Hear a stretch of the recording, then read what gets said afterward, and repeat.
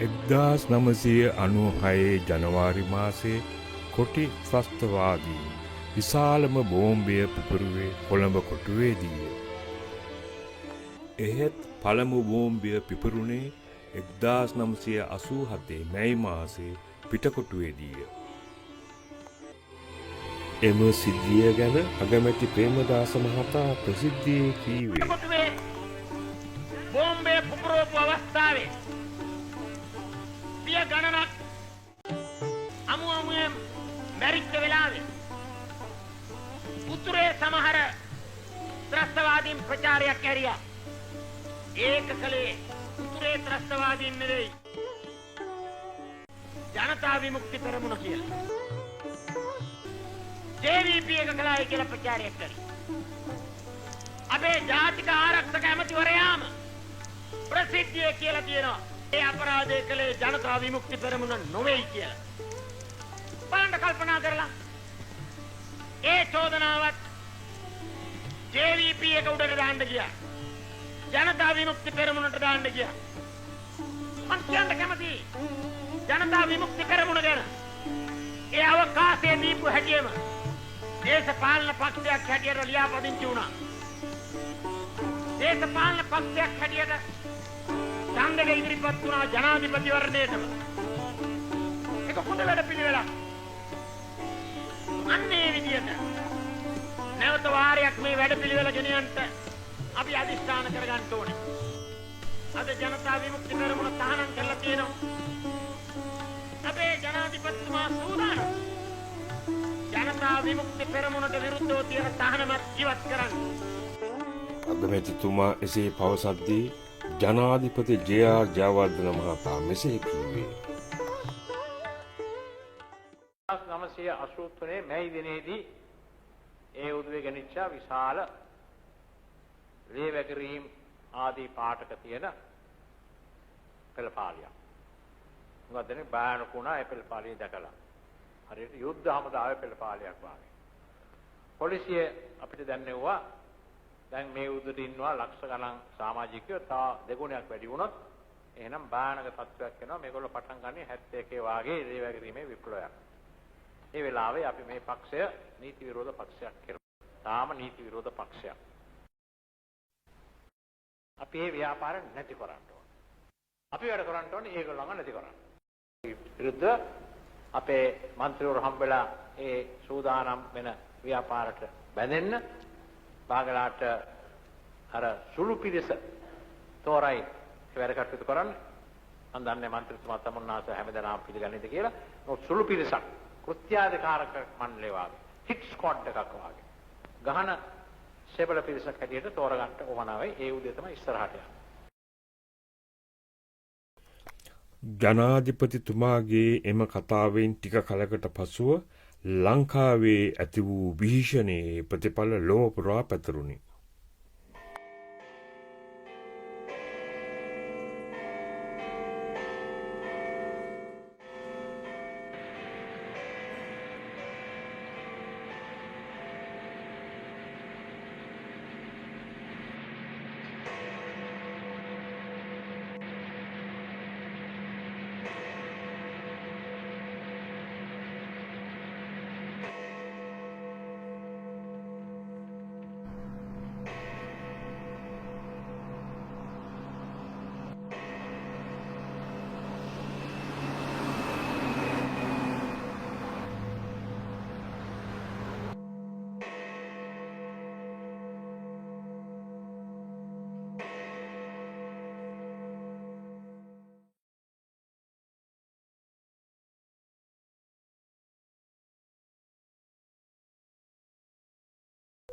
මේ වනාන්තරයේ මැදින් මේ ගඟ සෙමිහිට ගලනවා.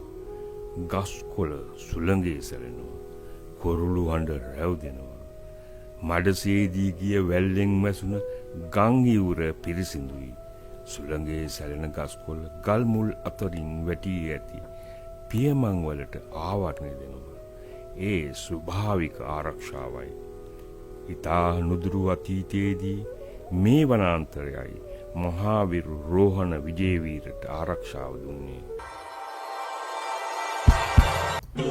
කරුවෝ අපි නිමෙහුම් කරුවෝ අපි ලොවහිමි කරුවෝ අපි නිමෙහුම් කරුවෝ අපි අපේ රැකේ ගිරවි ගංගා නවතින්නේ අපේ කරකට මැද්දේ මහ මන්දිර ගොඩ නැගුණේ අපේ ලේවැල් ඇවිලි යකඩ ගලන්නුවේ අපේ දහඩිය කඳුලින් මේ ගත සරුවන්නේ ලොවහිමි කරුවෝ අපි නිමෙහුම් කරුවෝ අපි ලොවහිමි කරුවෝ අපි නිමෙහුම් කරුවෝ අපි ලොවහිමි කරුවෝ අපි නිමෙහුම් කරුවෝ අපි ලොවහිමි කරුවෝ අපි නිමෙහුම් කරුවෝ අපි වින්දිලි වෙන යුතුයකම් දැකුවට දසදහසින් දේනම් දැකින්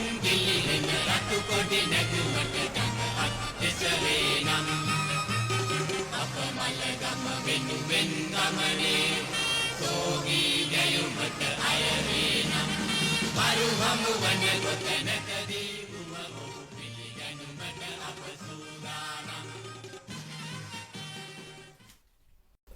අප මව්බිම් ඉතිහාසයේ තම පාසලකුණු තබා ගිය අය අතලොස්සකි. එම අය අතරද ඔහුට විශේෂ තැනක් ඇත. ඒ කුමක් නිසාදයි ඇසුවොත් රන් අකුරෙන් ලියවෙන්නේ ඔහු නිර්ධන පන්තියේ බිහිවී තම නිර්ධන පන්තියේ නිදහස සඳහා තීරණාත්මකව දිවිපුදූ සමාජවාදී නායකයා වශයෙන්ය. පෙනුමින් ඔහු කුඩා විය එහෙත් නායකත්වයෙන් 7 රියනක් උස් විය. නොසැලෙන අධිෂ්ඨානය සමගම මහඟි සෞම්‍යභාවය ඔහු සතු විය. ඔහුගේ ලිවීම් සහ ව්‍යක්ත කතිකත්වය බුද්ධිමත් බැරෑරුම් සිද්ධාන්ත වලින් පිරුණි. පන්ති තියන්න දේවල් ඇයි? මේ මිනිස්සු දමේශ්වර මතවාදයෙන් කඩලා නිර්ධන පන්ති මතවාදයට ගන්න. ඒගොල්ලත් එක්ක ඓතිහාසික භෞතිකවාදය කතා කරන්න තියෙනවා අපට. විවරණාත්මක භෞතිකවාදය කතා කරන්න තියෙනවා. මේ ප්‍රශ්න ආර්ථික ප්‍රශ්න සමාජ ප්‍රශ්න ගැන අවබෝධයක් ගන්න තියෙනවා. අපි ඒ අවබෝධය දෙනවා. ඒ අවබෝධය දෙන්න අපට අයිතිය තියෙනවා. ඔහු ශ්‍රී ලංකාවේ නිර්ධන පන්තියේ නිදහස සඳහා කැප වූ ජනතා විමුක්ති පෙරමුණේ නිර්මාතෘ රෝහණ විජේවීරයි.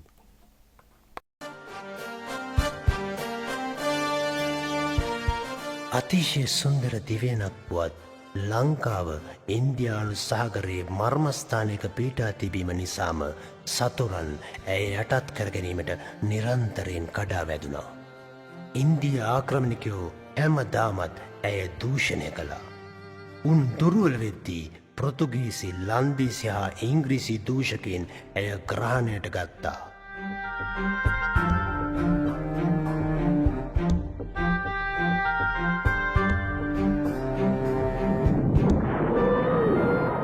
එක්දහස් 939 වෙද්දී අධිරාජ්‍යවාදීන් යටත් විසිද බෙදා ගැනීම සඳහා යළිත් මහා යුද්ධයක් ඇරඹුවා. එම මහා යුද්ධයේදී ජපන් අධිරාජවාදීන් කොළඹට බෝම්බ හෙළුවේ. එයින් බ්‍රිතාන්‍ය නාවික හමුදාවේ ජීවිත 500කට වැඩි විනාශ විය.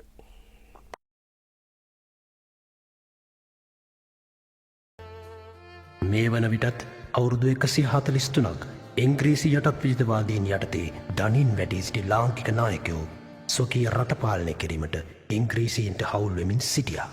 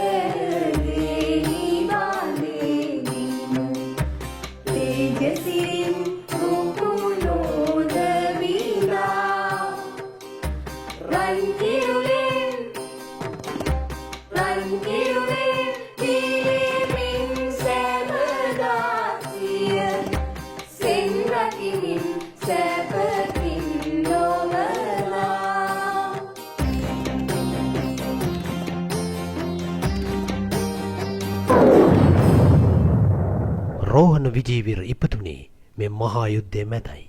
එනම් 1943 ජූලි මාසේ 14 වෙනිදායි. මේ සෝවියට් රතු හමුදාව ආක්‍රමණික ජර්මන් නාසි හමුදා පරාජය කිරීම ආරම්භ වූ කාලයයි.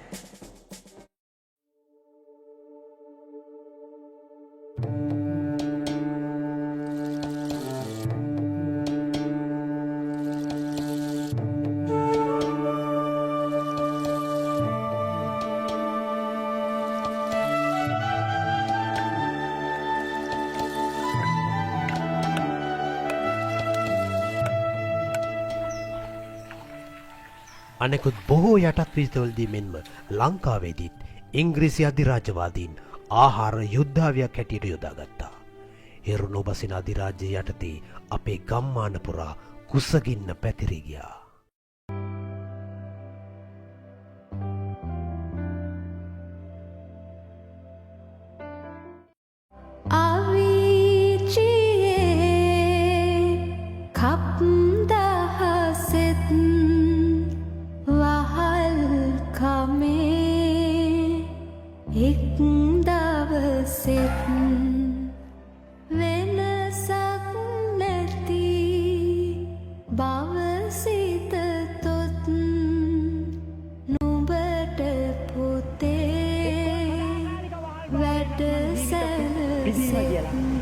සදාකාලික වහල් භාවයට වඩා බොහෝ දෙනා කැමති වෙනවා ජීවිත පිදීම තෝරගන්න.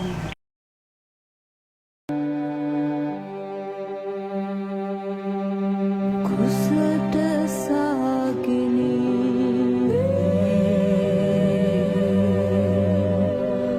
හදට සෝගිනි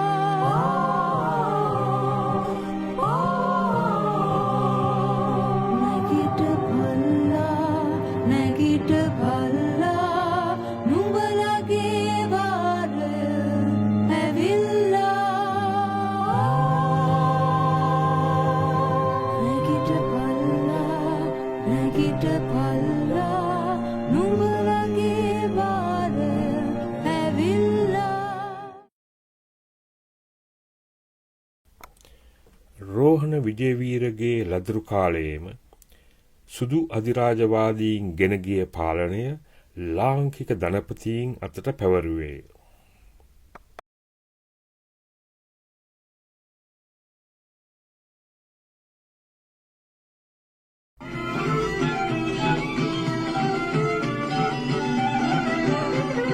නිදහස ලැබුණා මල්ලි නිදහස ලැබුණා තලු මරන්ට වීරියක් පුරු හතරක් ලැබුණා කීයක් ලැබුණා ජාතික කොඩියක් ලැබුණා එලි වෙනකොට නිදහස අහසින් ගෙද වැටුණා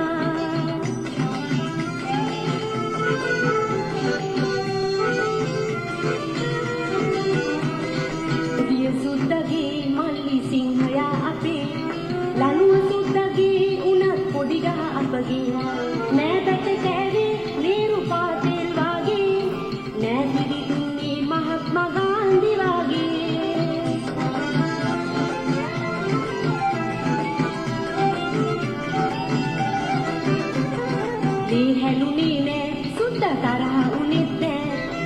ගමන්ට ගියෙත් නෑ නොගිහින් හිටියෙත් නෑ කෝට්ටේගොඩ පාසලේ වැඩිදුර ඉගෙනීමට පහසුකම් නොතිබුණු නිසා රෝහණ වැඩිදුර අධ්‍යාපනය සඳහා අම්බලන්ගොඩ ධර්මාශෝකයට පැමිණියා. නමුත් ඉතා කෙටි කලකින් ඔහුගේ අධ්‍යාපනය අවසන් වූයේ පවුලේ පැවති අගහිඟකම් නිසයි.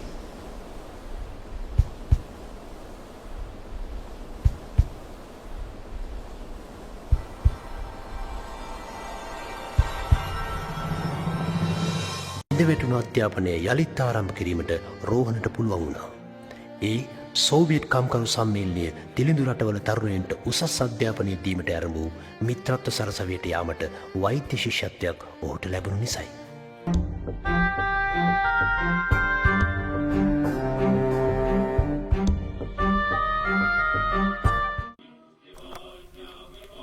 රෝහණ විජේවීර සරසවියට විත් ටික කලක් කන විට මෑදිනේ උදා වී විජේවීර හැමෝටම කලින් රතු කමිස සහ රතු තොප්පිය ඇඳ පාරට බැස්සේය. දැන් මෙහි කවුරුත් පහේ රතු කමිස තොප්පිය ඇඳ සිටිති. සරසවියේ සිට මහා පාරට පැමිණි මොහු මහා පෙළ පාලයට සම්බන්ධ වූ.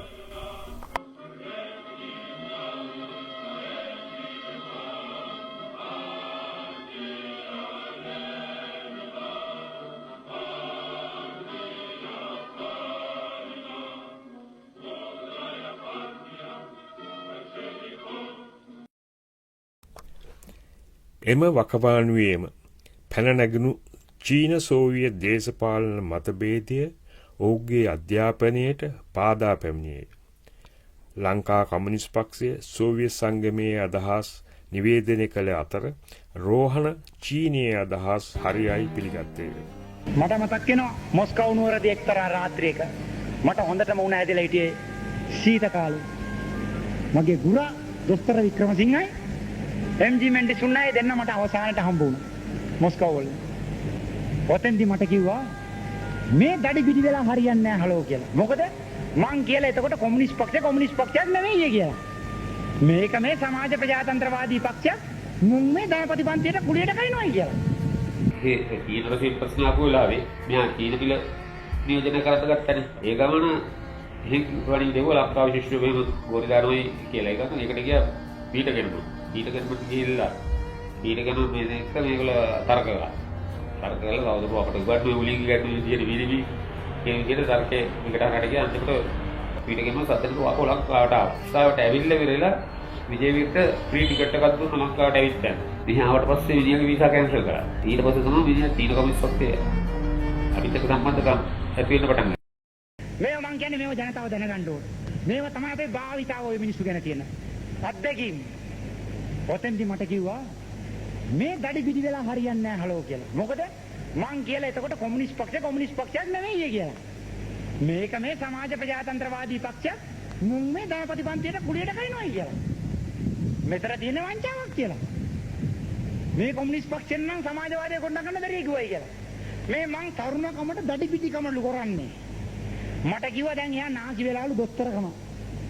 ඩිස්පෙන්සරිය කරන්න කෙරෙක් නැහැලු. මම දැන් උපාධිය ගහගෙන එන්නලු කරදර නොවි. මේ මට කියාවෝ මං වගකීම් බාර ගන්න. ආවට පස්සේ එතනම කරන්න පුළුවන්ලු ඒකත්. ඇයි මට මේ ඉස්සරහට පස්සට නම් කැලි දෙක දාගන්න බැරි වුණා. මං ඒකට තුක්තුකට කනගාටු වෙන්නේ නැහැ, කනගාටු වෙන්නේ නැහැ. ඇයි මට වෛද්‍ය විද්‍යාලේ තව සුළු කාලයක් තිබුණා. ඒක කරලා ඇවිල්ලා එයාගේ ගාව වැඩ කරන්නලු. ඒ ගමන් එයා නාකිලාලු කොමියුනිස්ට් පක්ෂෙත් වැඩ කරන්නලු. ඒ කියන්නේ ඒගොල්ලෝ ගෙනියන වංචනික කුහක ද්‍රෝහී කම්කරුපන්ති ද්‍රෝහී දේශපාලන ඉදිරියට ගෙනියන්නලු. ඔක කිව්වා මං කිව්වා සහෝදරයා ඕක නෙවෙයි තියෙන ප්‍රශ්නේ. මට තියෙන්නේ මේ දේශපාලන මතවාදී ප්‍රශ්නයි සහෝදරයෝ එක්ක කියලා. ඔන්න පිස්සුවම කරලා හරියන්නේ නැහැ. මිනිහා මට කෑම බෙදනවා. මේ මම පොඩි එකානේ. පොඩි එකාට කෑම බෙදුවම කෑම පිඟානට වහල්ලා හිටී කියලා. ඇත්ත තමයි සිරිමාව නම් දැනගෙන ඉතියා කෑම පිඟානට වහල් වෙනයි කියලා නායකයෝ. ඒ නායකයෝ ඉතින් අපිත් වහල් දෙයි කියලා. අපි නම් බෑ ඒක කරන්න. අපි උරේ නැහැ. මේ නායකයෝ ටික නම් ඇමතිකම් බෙදන පාරට වහල් වුණා. එදා MG මෙන්ඩිස් උන්නේ අරපත් ඉන්නම් කියනවා. MG මෙන්ඩිස් උන්නේ අනුමත කරනවා අපේ ගුරා කියන දේවල්. ඔව් අපි නාකි වෙලා දැන්. මෙතනින් පස්සේ මේ වැඩේ ගෙනියන්න වෙලා නැහැ. වැඩේ ගෙනියන්න මං කියන්නේ මොකද ඒ වැඩේ මට අල්ලන්නේ.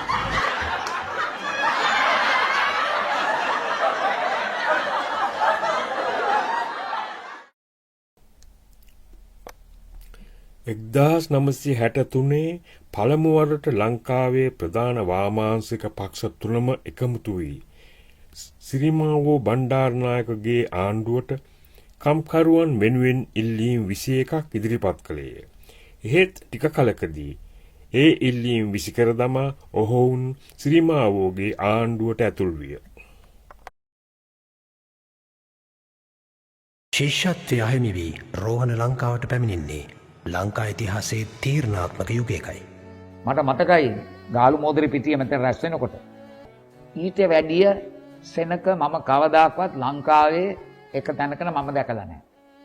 ගාලු මෝදරි පිටිය 63 මේ දිනේ 3 දෙනා ජීප් එක යනවා. මහා පෙළපාලි.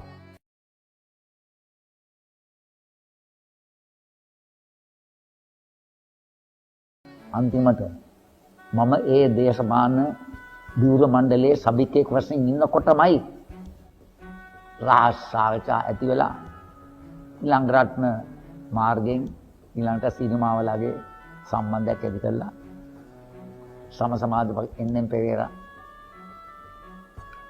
නුවරඑළිය ක්‍රිකට් සෙල්ලම් කරන්න ගිහිල්ලා අදහසක් දුන්නා සභාගේ ආණ්ඩුවක් ඇති කරන්න. නිල්ලුත් එක්ක කලවන්න. එදා සම සමාජ නායකයෝ සීනියර් කොමියුනිස්ට් නායකයෝ මේ රටේ කම්කරු පන්තිය රැවට්ටුවා. රවට්ටලා එකින් එක වැරදි කරනකොට එල්ලීම් 21 පාවලා දුන්නු ගමන් රතු කමීස ගැලවුණා. ලංකා ඉතිහාසයේ දීර්ඝ දේශපාලන ගමනකට පිවිසෙන ජනතා විමුක්ති පෙරමුණ ආරම්භ කිරීමට ඔවුන් අක්පීමන බලා පිටත් වුණා. සපෝට වදනාව යන විදිහට ට්‍රැවලින් බෑග් ඔක්කොම ලෑස්ති කරගෙන මේ ගිහිල්ලා ෆොටෝ ස්ටේෂන් එකේදී අපි ගිහලා ඒ කට්ටිය යොමු කරලා ෆොටෝ ස්ටේෂන් එකේ කට්ටිය හම්බුණා. ඒකත් ඉතින් අතරමඟ කට්ටිය ගොඩුනේ. එකතු වෙලා ගිහිල්ලා ඈත එකට ගොඩාක් එකක එනකොට ගාල්ලට ගියා පොච්චියේ. ගාල්ල ගිහිල්ලාදී අපිට යන්න එනවන්න නැහැ කොහොමද? ඒක අපිට තපුවනේ බෑග් ටිකත් ඔක්කොම ඔළුවේ තියාගෙන මේ සබ්ජෙක්ට් පාලම ගාව පිටේ පුජේවා දැකලා. තයිලක තුනක් ඉතින් එතන පිටේ පුජේවා වාකරම නැගිටලා ඒ කපිලෙද අපිට තුනක් බීවනේ. ඒ ගිහිල්ලා ඒක තමයි ඉතින් පළවෙනි සාකච්ඡාව කරේ.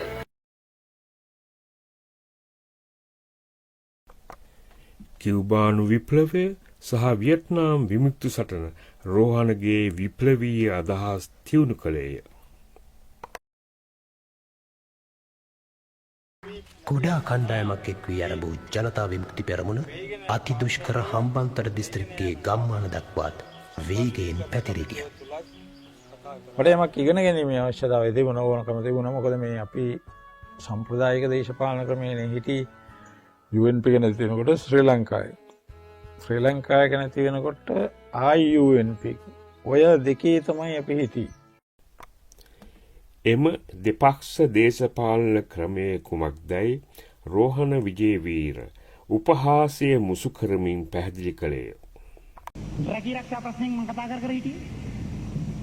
අද රැකී ආරක්ෂා ප්‍රශ්නේ විශාල බැවින ප්‍රශ්නයක් කියලා තියෙන තරුණ පෙරපුරේ. මේ ප්‍රශ්නෙට විසඳුම් හොයන්න වරක් මේ පැත්තට ගහනවා වරක් අර පැත්තට ගහනවා. ෆුට්බෝල් මැච් එකක් කරනවා මෙහෙ. පාරක් අර පැත්තට ගෝල්, පාරක් මේ පැත්තට ගෝල්. ආයිත් පාරක් අර පැත්තට ගෝල්, ආයිත් පාරක් මේ පැත්තට ගෝල්. වැඩේ මොකක්ද මේක? ඉතින් ආයිතරයක් ඕන නම් අවුරුදු 6කට පස්සේ අපි ආයිත් කනිස් පැත්තට ගෝල් ගහමු. දෙපැත්තටම එක පාරට ගෝල් කරන්නත් නිර්ධන පන්තියට පුළුවන්.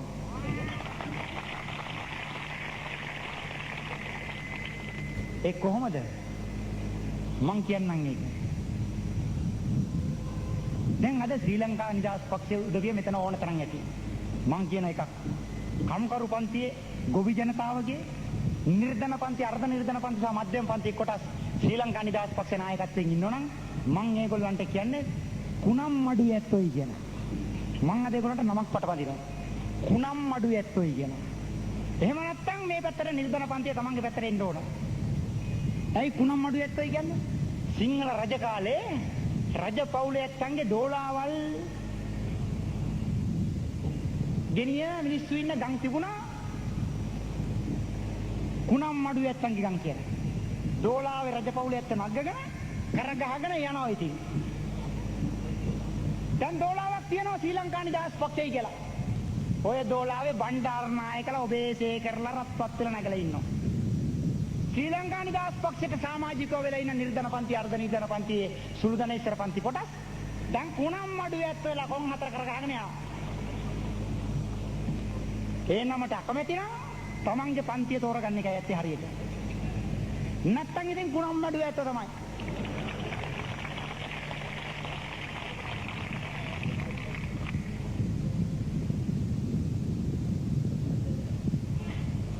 UNP එකටත් ඩඩ්ලි සේනානායක ක්‍රමයේ යටතේ කුණම් මඩුවේ ඇත්ත වෙලා හිටියා.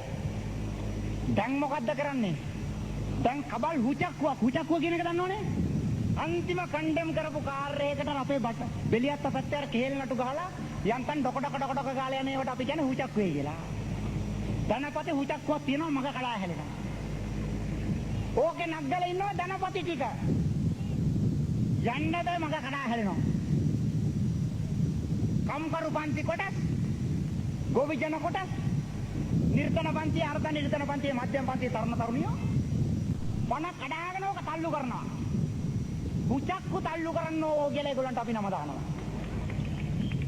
එහෙම අකපැති නම් පන්තිය තෝරගෙන එන එකයි ඇත්තේ හරි පැත්තට.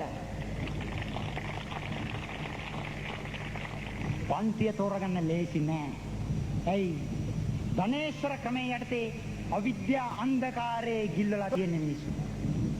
ධනේශ්වර ක්‍රමයේ යටතේ ධනේශ්වර ක්‍රමයේ තුල ධනේශ්වර මතවාදය තමයි රජ කරන්නේ. මෙන්න මේ தත්ත්වයේ යටතේ විශාල මතවාදී අරගලයක් කළ යුතුව තියෙනවා ධනේශ්වර ක්‍රමයට විරුද්ධව. අන්න ඒ නිසා සහෝදරවරුනි අපේ මියගේ සහෝදරවරුන් දිවි පුදාව උදාර පරමාර්ථ සාක්ෂාත් කරගන්නට අපි ධනපති ක්‍රමයට විරුද්ධව දිවි හිමියෙන් නිර්ධන පන්ති මතවාදය නගා සිටීම සඳහා යෝධ මතවාදී අරගලයක් කරනවා.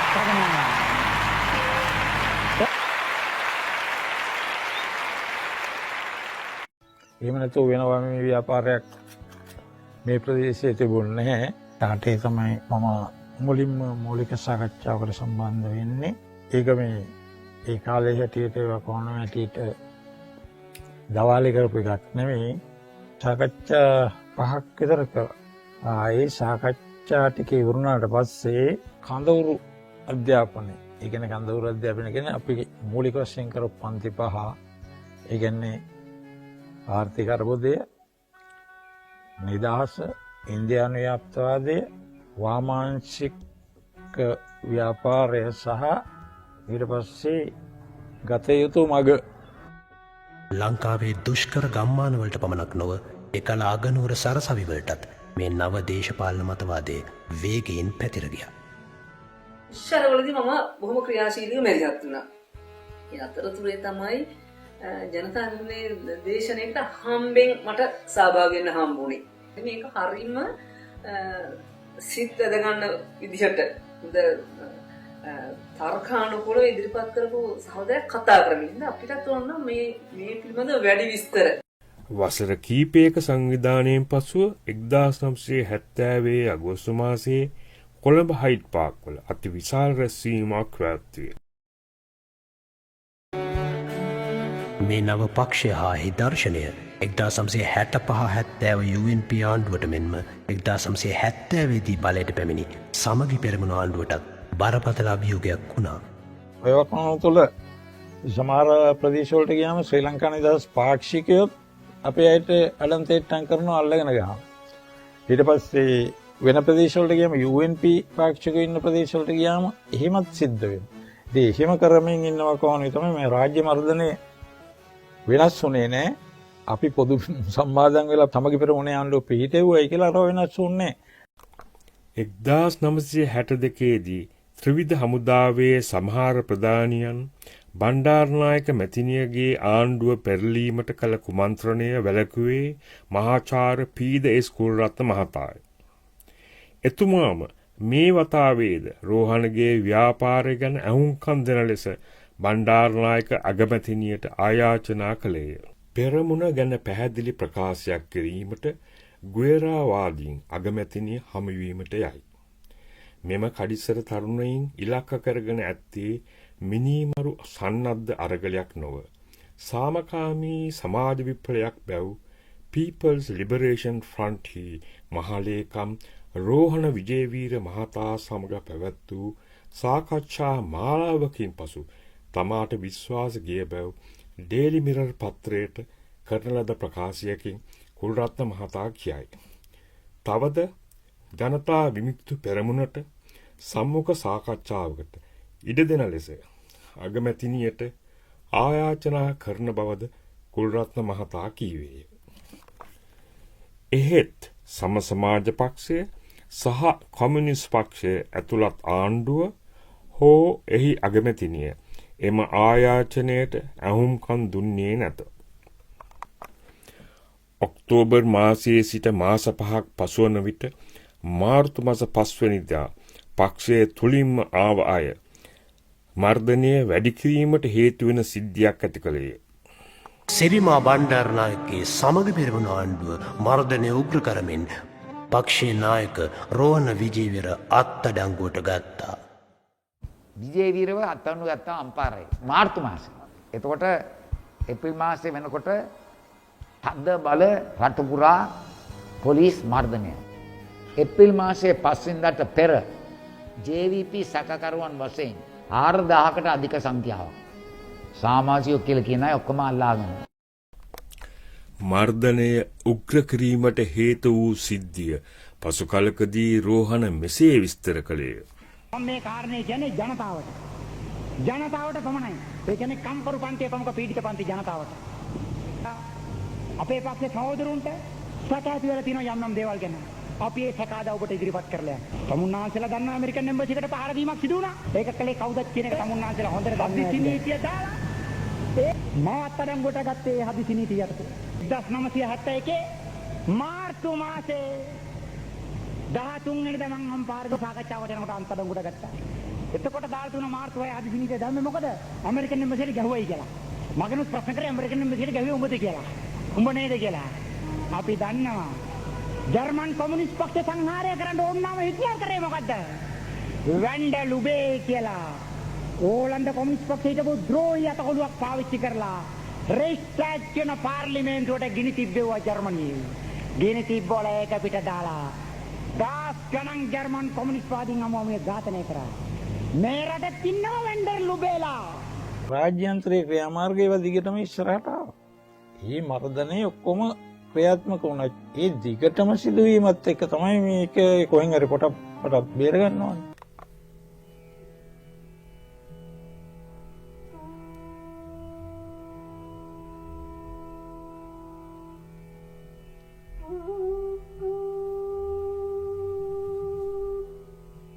ඉංග්‍රීසි රැජින වෙනුවෙන් අවසාන වතාවට ලංකාව පාලනය කළ සිරිමා බණ්ඩාරනායක ඉංග්‍රීසි රැජිනගේ පාලනය පෙරලා තැබීමේ ජනතා විමුක්ති පෙරමුණේ විමුක්ති සටන 1971 අප්‍රීල් මාසයේදී ලෙයින් සහ යකඩින් කුරිල්ලු ලෙස මර්ධනය කළා. ඒ සඳහා ඇය නීතිරීති හිතුමතයේ වෙනස් කළා. අප්‍රේල් මර්ධනයේදී සමගි පෙරමුණ එංගලන්ත රැජිනකේ පාලනයට එරෙහිව සටන් කළ ලාංකික තරුණ තරුණියන් දසදහසක් පමණ ඝාතනය කළා. 20,000ක් පමණ තරුණ පිරිසක් වද කඳවුරුවලට ගාල් කළා.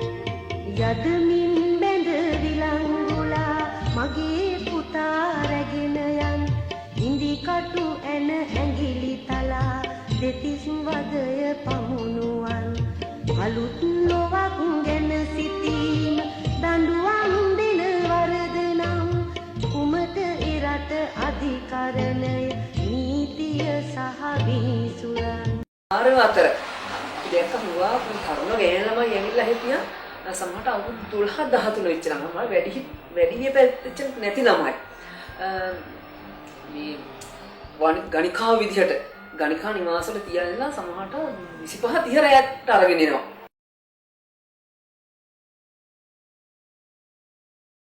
මේ රටට පිළිබඳව අපි අර පන්ති පහේදී කරපු දේවල් සම්බන්ධයෙන් ප්‍රායෝගිකව අපේ ජීවිතයට බද්ධ වෙලා මේ හුඟක් දේවල් සම්බන්ධයෙන් අත්දැකීමක් ඉදිරි ගන්න පුළුවන් වුණා.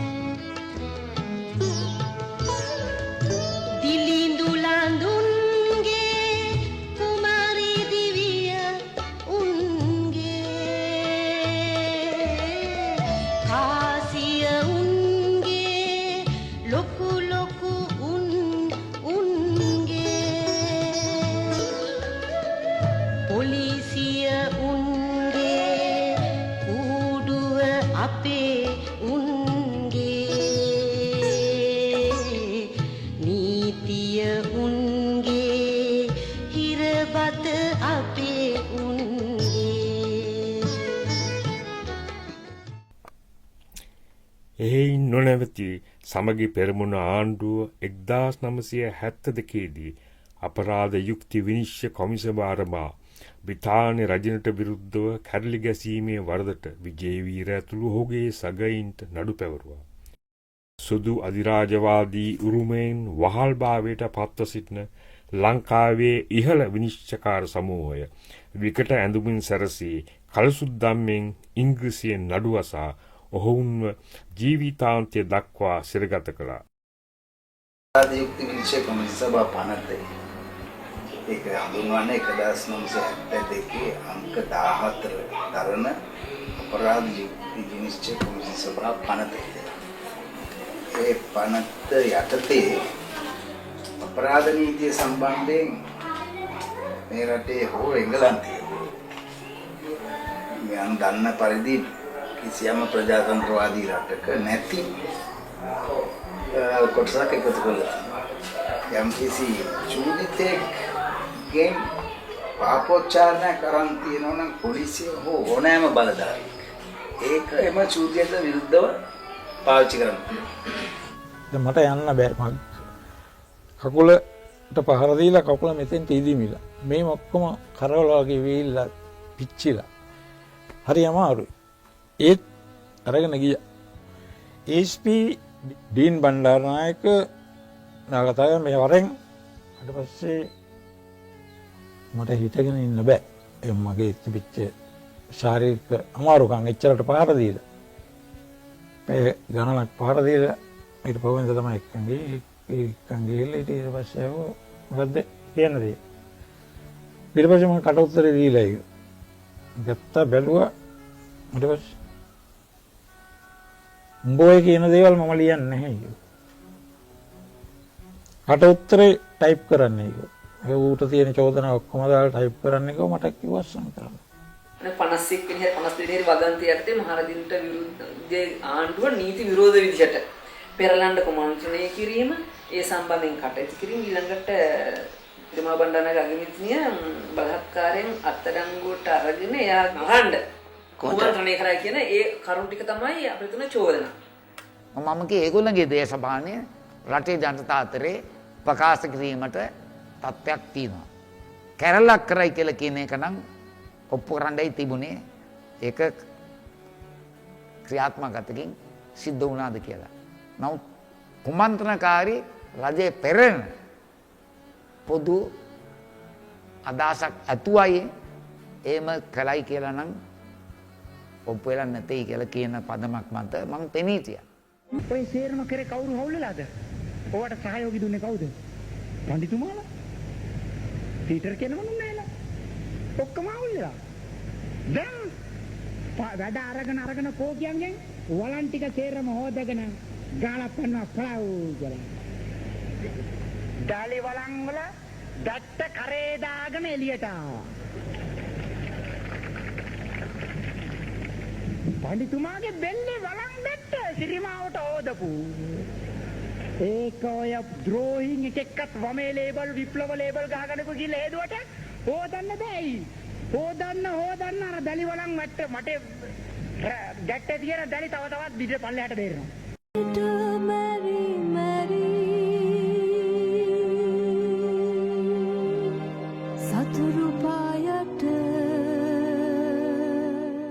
ඔවුන් හිරගෙවල් සරසවි බවට පත් කරගත්තා.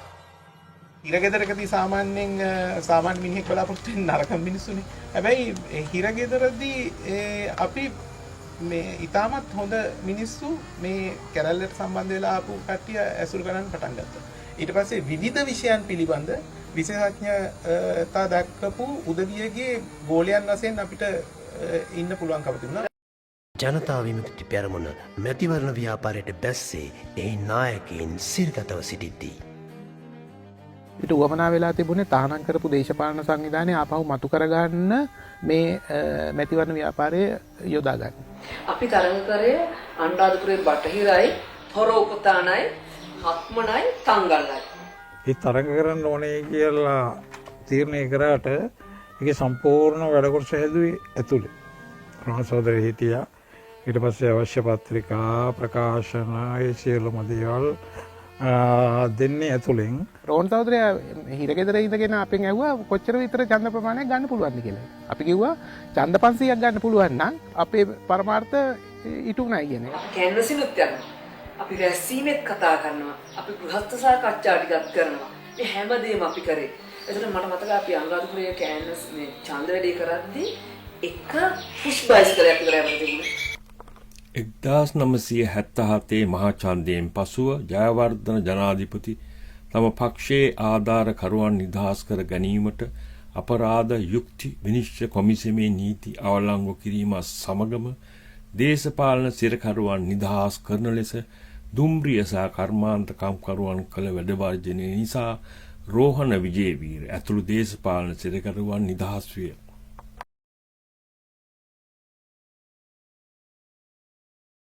සහෝදරවරුනි, අපි කියනවා මේ රටේ එකම දරවන සමාජ ප්‍රශ්නයක්වත් ධනපති ක්‍රමය තුළ විසඳන්න බැරි කියලා මං කිව්වා. ඔව් ඒක එහෙමයි. දැන් උදාහරණයක් ගන්න රැකී ආරක්ෂා ප්‍රශ්නේ. රැකී ආරක්ෂා ප්‍රශ්නේ විසඳන්න අවුරුදු කීයක් තිස්සේ සැලසුම් කීයක් හැදුවද? දැන් අලුත් ආණ්ඩුවත් දසලක්ෂයකට රැකී ආරක්ෂා දීමේ වන ප්ලෑන් එකක් පැස්මක් හදලා තියෙනවා. පත්තරවල තිබුණා. අපූර්වයි. ඔයිට ඉස්සරලා ශ්‍රී ලංකා නිදහස් පක්ෂයේ සමාජයේ කොමියුනිස්ට් පක්ෂයේ රැකී ආරක්ෂා දීමේ ප්ලෑන් හැදුවා. 7 අවුරුදු ප්ලෑන් හැදුවා, 5 අවුරුදු ප්ලෑන් හැදුවා. ඔයිට ඉස්සරලා තිබිච්ච UNP ආණ්ඩුව ප්ලෑන් හැදුවා. දැන් කොහමද ෆයිට් එක? මහා බැංකු වාර්තා කියන විදියට නම් මහා ජනගහනයෙන් 3න් එක්කෙනෙකුටම රක්ෂාවක් නැහැලු. මේ රක්ෂාවස්නේ විසඳන්න පුළුවන් ද ධනපති ක්‍රමය තුල? බෑ. දැන් මේ පාර බජට් එක කියනවා. බජට් එකෙන් මොකද වෙන්නේ? නොයෙක් දූෂමාන කතා තියෙනවා. මම නම් හිතනවා මේ පාර බජට් එක ගෙනාවම හිතයි ප්‍රබලම නිතයි වැටෙන්නේ කියලා. හයි. ඒක එහෙම නැතුව වෙන්න බෑ.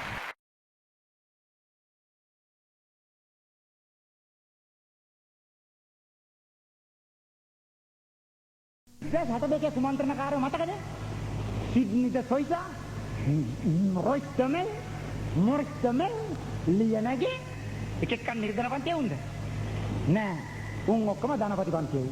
උන් කුමන්ත්‍රණයක් කරායි කියලා උන් හිරේට යවන්න ඕනේ කියලා උන්ට විරුද්ධව CJC වගේ පනතක් ගෙනාවා. අනේ මේ පනත ගෙනාපු වෙලාවේ විරුද්ධ පක්ෂේ හිටපු අපේ පඬිතුමන්ලා ටික. එන්නම් පෙරේරා, කොල්ලි නාර්ද සිල්ලා, බර්නාඩ් සොයිසා, ලෙස්ලි ගුණවර්ධන ප්‍රමුඛ සමාජ නායකයෝ කිව්වා අනේ මේ සිඩ්නිද සොයිසගේ අනේ මේ රොයිස් ද මෙල්ගේ මිනිස්සයි තිවාසිකම් වලට මේ පනත යටතේ මොකද වෙන්නේ? ඒකට නම් කීයටවත් ඉඩ තියන්න බෑ කියලා උස්සන් ගිරලා පාර්ලිමේන්තුවෙන් එළියට දානකම් මුන් කතා කරා. ඒ පනතට විරුද්ධව ඒ පනත අනුමත කරන්න දෙන්න බැරියයි කියලා. එහෙම කතා කරලා ඉවර වෙලා මුන් කම්කරු පන්නේ දේශපාලන වැඩ වර්ජන කරන්නේ කියලා මේකට විරුද්ධව. මිනිස් අයිතිවාසිකම් උදුර ගන්නවට අරුන් 12 දිනකට 30 දෙනාකට මන් දන්නවා. මේ පාර අනේ අම්මේ ධනපති පන්තිය උන් නෙවෙයි. ගමේ ගොඩේ කොල්ල ගුරුට්ටු ටික සේරම කෙල්ල CJC පනත රට ඉස්සුවනේ. අත ඉස්සු ගම ධනපති පන්තියේ ඒජන්තලයි කියලා සම්පූර්ණයෙන් එළිදර වුණා. ඇයි දෙයනේ මං අහනවා ඔයලාගෙන. මං එකක් කිව්වා ඉස්සරලාම මං න්‍යාය නෙවෙයි අද කතා කරන්නේ භාවිතාව. භාවිතාව අවුල්සේ වැදගත් මාක්ස් කියව විදියට න්‍යාය ටොන් එකට වඩා. ඔය භාවිතාව තමයි. සිඩ්නිද සොයිසක මිනිස් අයිතිවාසිකම් වලින් යන්නම කොල්ලෙන් කතා කරාද නැද්ද? අපේ අයිතිවාසිකම් මිනිස් අයිතිවාසිකම් වල්ලන්න ඔකුන් ඡන්ද දුන්නද නැද්ද? අවුරුදු 40ක් ධනපති පන්තියට දක්ෂ ලෙස බැලමේ කිරීමේ වරදට අවුරුදු 40ක් තිස්සේ නිර්ධන පන්තිය ධනපති පන්තියට යට කිරීමට පන්ති සහයෝගතාවයට බැඳ දෙවීමට ක්‍රියා කිරීමේ වරදට ජනතාව නැවත නැවතත් මුලා කිරීමේ වරදට දාස් ගණන් විප්ලවවාදීන්ගේ ලේ උරා දීමේ වරදට උඹලත් එක්ක අපේ අය හොඳයි කමක් නෑ. කම්කරු පන්තිය පාවලා දීපු දේශපාලන තක්කඩින් එක්ක අපේ අය හොඳක් කමක් නෑ.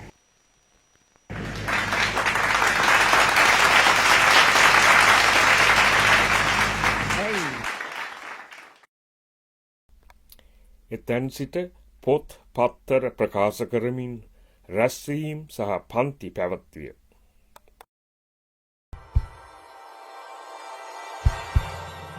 එක්දා සමසිල් 78 දී සිදු කළ යුරෝපා රුසියානු හා කියුබානු සංචාර රෝහණ තම ජාත්‍යන්තර සබඳතා ගොඩනගා ගැනීමට යොදාගත්තා.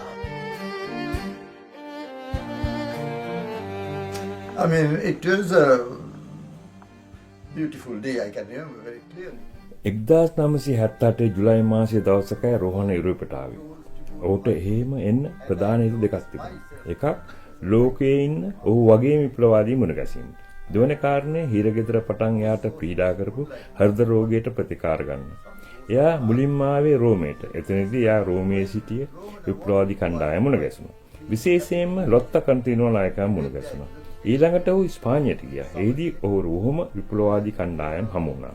දේශපාලන සාකච්ඡා පැවැත්වුවා. එහි සිට ඔහු පොතුගාලයේ ලිස්බන් නගරයට ගියා. විශේෂයෙන් ලිස්බන් නගරයේදී පොතුගාලයේ අවුරුදු 40ක් තිබුණු ෆැසිස්ට් ආණ්ඩුව පෙරලා දැමීමට 1974 දී කාර්නේෂන් මල් විප්ලවය නමින් හැඳුන්වූ හමුදා විප්ලවයට නායකත්වය දුන් ජෙනරාල් කාවාල්ලෝ මුණ ගැසුණා. ලිස්බන් නගරයේ සිට පැරිස් නගරයටයි රෝහණ ආවේ. පැරිසේදී තම දේශපාලන සාකච්ඡා අමාර කළ රුවන් ලන්ඩනයේ ගිනිපුපුර කණ්ඩායම සූදානම් කළ ප්‍රතිකාර ලබා ගැනීමට බ්‍රිතාන්‍යයට පැමිණීමට වීසා ඉල්ලා සිටියා. බ්‍රිතාන්‍යයේ බලධාරීන් රෝහණට වීසා දීම ප්‍රතික්ෂේප කළා.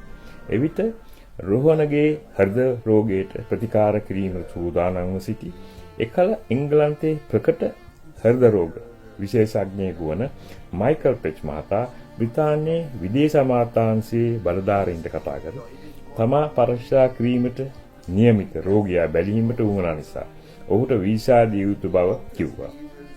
ඒ අනුව රෝහණට වීසා දීමට බ්‍රිතාන්‍ය නිලධාරීන්ට සිදු වුණා. බ්‍රිතාන්‍යයට පැමිණ ප්‍රතිකාර ලබන අතර රෝහණ ලන්ඩනයේ සිටි ආසියානු, අප්‍රිකානු සහ ලතින් ඇමරිකානු විප්ලවවාදී කණ්ඩායම් වල නියෝජිතයන් සමග සාකච්ඡා කළා. මොවුන් අතරින් බ්‍රිතාන්‍ය සමාජවාදී කම්කරු පක්ෂයේ සෝෂලිස්ට් වර්කර්ස් පාර්ටියේ නිර්මාතෘ වූ ටෝනි ක්ලිප් සිටියා.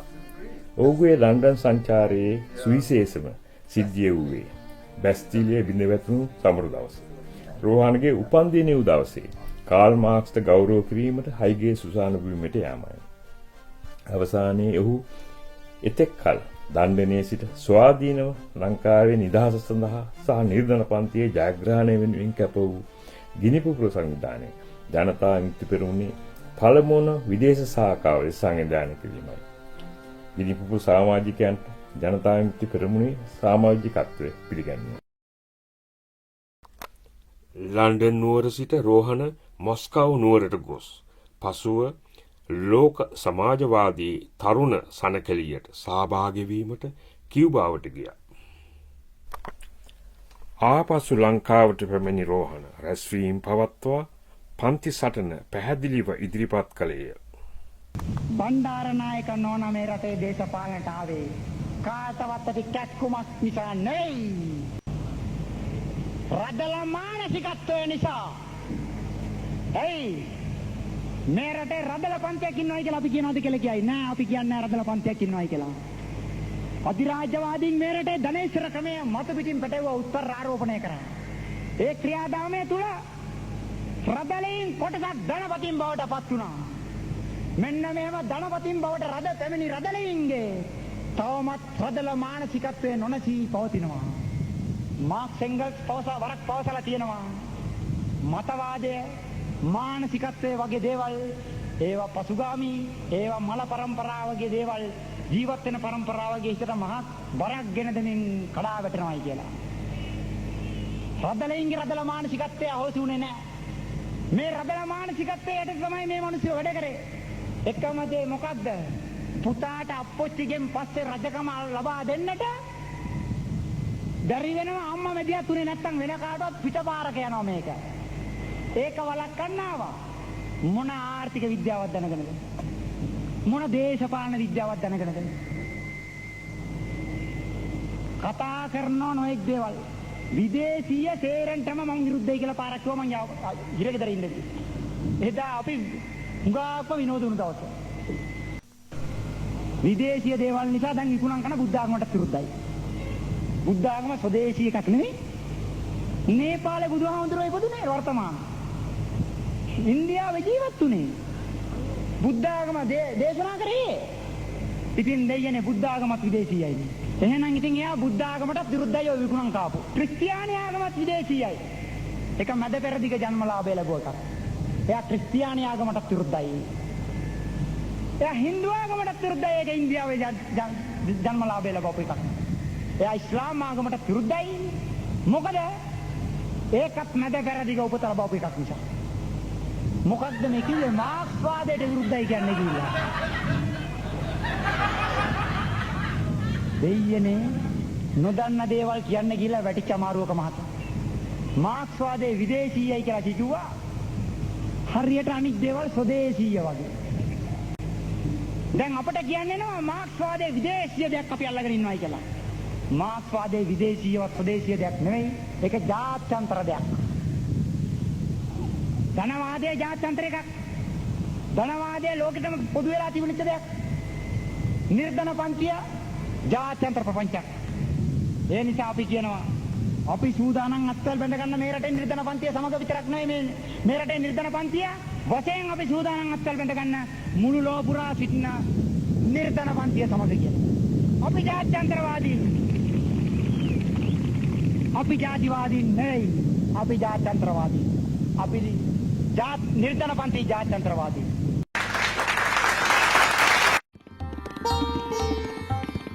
ඔහුට ඌමනා වූයේ මේ රටේ සියලුම ජනයා සඳහා ජාති ආගම් කුල බේදවලින් තොර පක්ෂයක් තැනීමටයි.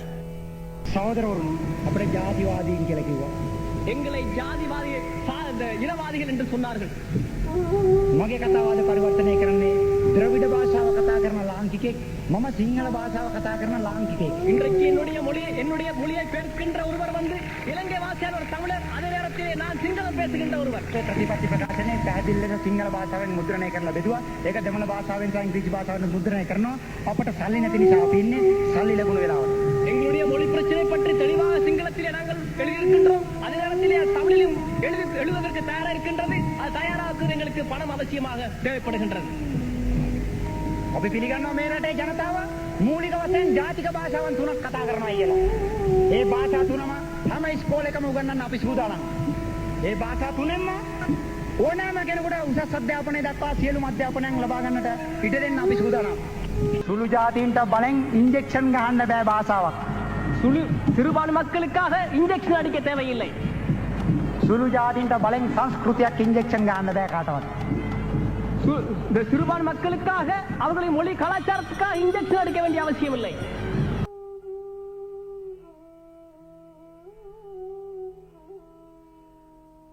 අද මේ රැස්වීමට සහෝදරියෝ ඒ තරම් ප්‍රමාණයක් ඇවිල්ලා නම් දකින්නේ නැහැ.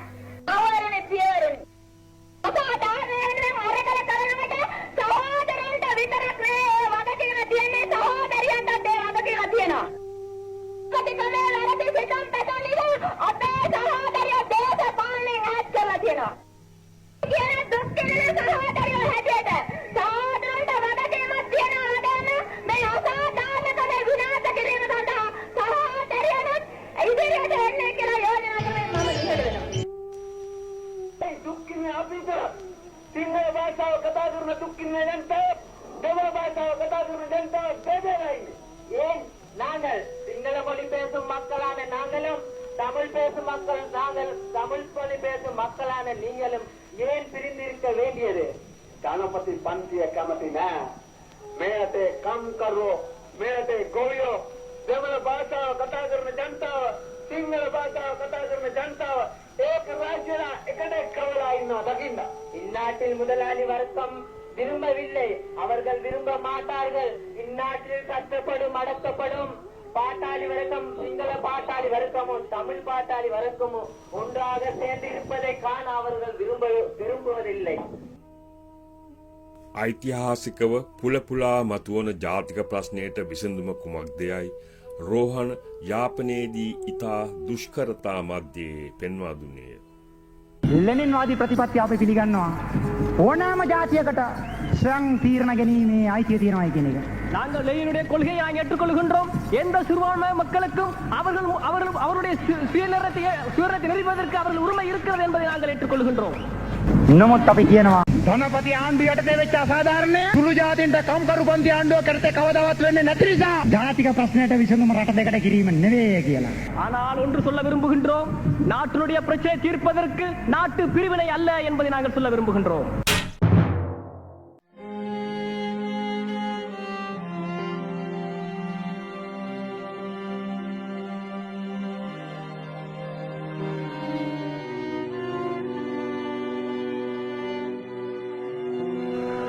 සහෝදර ඉතිහාසයේ පළවෙනි වතාවට CID කාර්යය පොලිසිය යවුවට පස්සේ අපිට මේ කවුරු හරි දේශපාලනය පිළිබඳ හරි අවබෝධයක් නැති ත්‍රස්තවාදී වැඩ කරන විදියක් තමයි මේ වගේ දේවල් කරන්නේ. யாரா இருந்தாலும் அரசியலை பத்தி எதுவிதமான ஒரு அறிவு இல்லாத பயங்கரவாதியான ஒருவன் தான் இந்த அசம்பாவியத்தை செஞ்சுள்ளார்.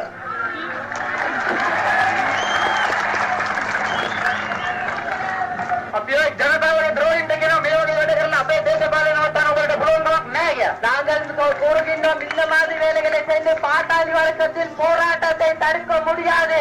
எப்ப இருந்தாலும் பாட்டாளி வர்க்கத்தின் போராட்டம் வென்றே தீரும். பலாய்த்தனோட මේ වගේ අංගේරා ගංගාවේ වල විயாபේ සමාජ ජනතා විමුක්ති பெருமன் නැතරේමங்க. நீங்க நினைச்சீர்களா ஒளிஞ்சிருந்த கல்லெறிந்து இந்த மாதிரி மக்கள் விடுதலை முன்னணி அழிக்க முடியும் என்று ஒரு போதும் அழிக்க முடியாது. சகோதர வாடி என்ன கலவர வேண்டும். சகோதரர்களே அமைதியாக உட்காருங்கள். நம்மளே பச்சைப்பட்ட பேரை இறங்கதர அவருக்கு எக்காமாரம் சிடியா இன்ன பின்னாலுள்ளும் சிறைசாலையில் நான் 1.5 வருஷம் இருந்தேன். சகோதரனை மற்ற அமீன ரெத்தக்ன தொழின கொடர சங்கத்துறை சகோதர தமை தோயாக் ஜனாலதுண்டு. சோழர்களே நான் உடுத்த உடுப்பு இல்லாமல் நிர்வாகமா இருக்கும் பொழுது சோழர் தங்கதுரை அவர்கள் தான் எனக்கு உடுத்த ஒரு சால்வை கொண்டு வந்து கொடுத்தது.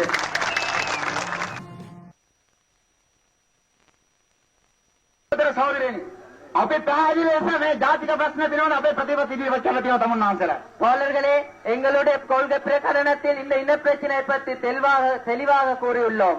அப்பே பிரதிபத்தி பிரகாசனை අපි සිංහල දෙමළ භාෂා දෙකම මුද්‍රණය කරලා විකරමින් ඉන්නවා. நாங்கள் எங்களுடைய கொள்கை பிரகடனத்தை சிங்கள தமிழ் 2 மொழியிலையும்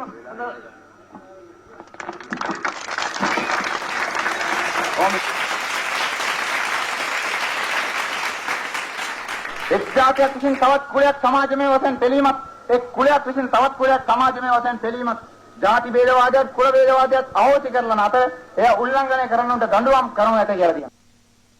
ජාතිවාදය ධනපති පන්තියට උවමනා වුණාට ජාතිවාදී කොළහල කිරීම නිර්ධන පන්තියට උවමනා දෙයක් නෙවෙයි ඒක. අපි කොමන පැත්තෙන් ආවත් ජාති ભેදවාදයට ජාතිවාදයට විරුද්ධයි. ද්‍රවිඩ භාෂාව කතා කරන ජනතාවට ඉල්ලීමක් කරනවා. අපිත් එක්ක අත්වල බැඳගෙන ආර්ථික සහ සමාජමය සහ දේශපාලන ආර්ථික අසාධාරණයන්ට විරුද්ධව ධනේශ්වර ක්‍රමයට විරුද්ධව ඉදිරියට යන්න එන්නයි කියලා.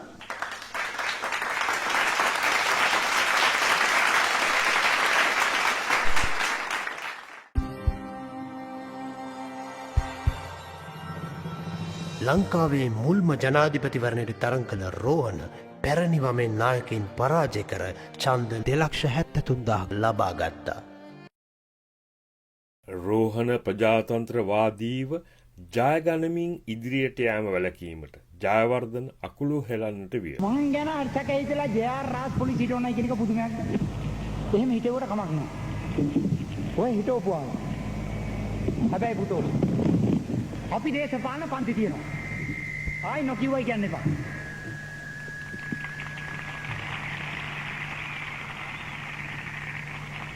අපි දේශපාලන කඳවුරු තියෙනවා. නොකියුවයි කියන්න එපා. අපට අයිතියක් තියෙනවා ඒක කරන්න. UNP එකට තරුණ සමිතිය හදන්න අයිතියක් තියෙනවා නම් මේ රටේ. ශ්‍රී ලංකා නිදහස් පක්ෂයට තරුණ සමිතිය හදන්න අයිතියක් තියෙනවා නම් සමාජ කොමියුනිස්ට් පක්ෂවලට තරුණ සමිතිය හදන්න අයිතියක් තියෙනවා නම් මේ රටේ ජනතාව රැවටීම සඳහා ඒ වැඩ කරන්න අයිතියක් තියෙනවා නම් ඒ රැවටීමෙන් මේ රටේ ජනතාව මුදා ගැනීම සඳහා අනිත් පැත්තට කටයුතු කරන්නත් අපටත් අයිතියක් තියෙනවා.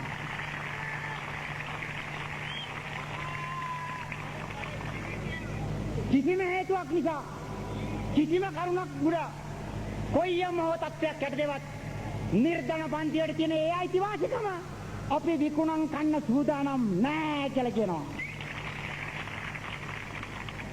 ඒ නිසා හොඳින් මතක තියාගන්න. UNP එකට නම් පන්ති කියන්න දෙයක් නෑ. අනේ දෙයනේ මොනවා කියන්නද? ශ්‍රී ලංකාවකට පන්ති තියන්න දෙයක් නැහැ. පෙන්වන්න තියෙන්නේ ප්‍රතිරූපකේ විතරයි. අපිට නම් එහෙම ප්‍රතිරූපක නැහැ පෙන්වන්න. අපිට තියෙන පන්ති තියන්න දේවල් ඇයි? මේ මිනිස්සු ධනේශ්වර මතවාදයෙන් කඩලා නිර්ධන පන්ති මතවාදයට ගන්න. ඒගොල්ලත් එක්ක ඓතිහාසික භෞතිකවාදය කතා කරන්න තියෙනවා අපිට. විවරණාත්මක භෞතිකවාදය කතා කරන්න තියෙනවා. මේ ප්‍රශ්න ආර්ථික ප්‍රශ්න සමාජ ප්‍රශ්න ගැන අවබෝධයක් දෙන්න තියෙනවා. අපි ඒ අවබෝධය දෙනවා. ඒ අවබෝධය දෙන්න අපට අයිතිය තියෙනවා. ඒ නිසා මීට පස්සේ එහෙම ඔය ඕන් නැතිව ඩායි කරන්න යන්න ඕනේ නැහැ. ඉස්සර කරා වගේ. අපේ පන්ති තියෙන සහෝදරවල්ලන් ගිහිල්ලා දත් කඩන්නයි, ගලමිටි පාරවල් දෙන්නයි, පොලිස් පිටන් පාරවල් දෙන්නයි ඕනේ නේ මම ගොඩන. කවුරු කරත්.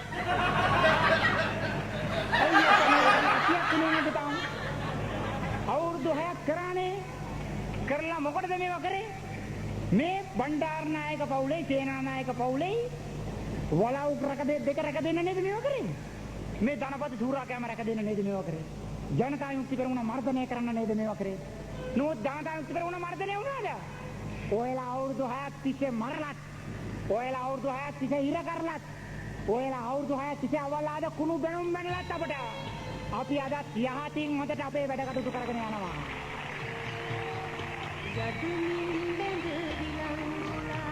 මේ වැඩේ නිෂ්ඵලයි හලෝ. ඔහෙලට අපි දේශපාලන බිමෙන් අතුගාලා දාන්න යම් කිසි කෙනෙකුට ඕන නම් මෙන්න මේකයි කරන්න තියෙන්නේ. මේ රටේ සමාජවාදී විප්ලවය කරන්න එකයි තියෙන්නේ අපිට ඉස්සරලා.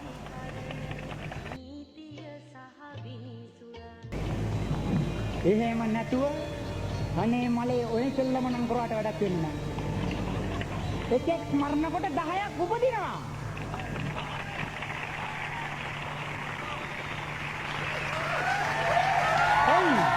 උඹලට බැරි නියත ජනතාවගේ ප්‍රශ්න විසඳන්න. උඹලට ප්‍රශ්න විසඳන්න බැරි වෙනකොට උඹලා විසින්ම ඉදිරිපත් කරන විකල්පයක් එක්කෝ සදාකාලික වහල්භාවය නැත්නම් ජීවිත පිදීම කියලා.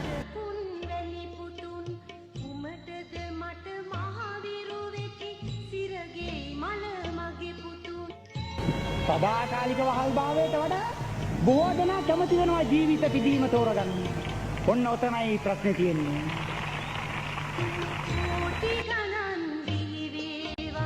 මගේ පුතු වැනි තව පුතුන් කිරිමව් ලෙස මම ඉන්නම් එවන් පුතුන් ළඟ උතුම් යදමින් බැඳ විලංගුලා මගේ පුතා රැගෙන යන් ඉන්දි කටු ඇන ඇඟිලි තලා දෙතිස් වදය